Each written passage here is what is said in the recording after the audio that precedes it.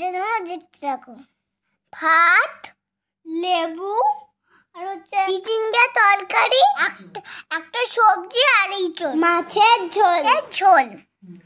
আর তোমাদের আশা করছি ব্লগটা ভালো লাগবে। মাছের মালাইকারি আর চাটনি ছিল। আর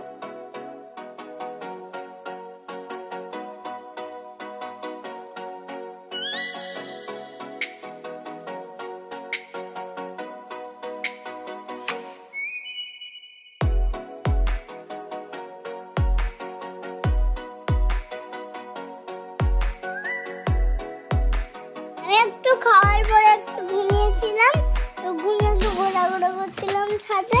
আর দিদি বাড়ি তোমার দেখতে দেবো, সঙ্গে দেবো।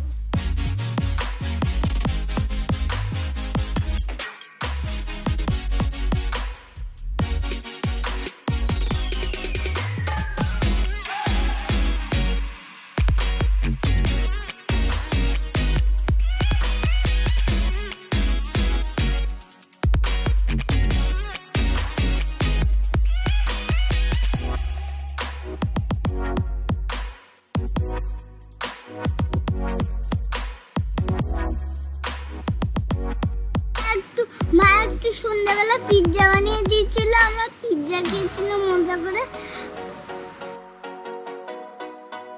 রাত্রিরে আমরা চিকেন দিয়ে ভাত খেয়েছিলাম।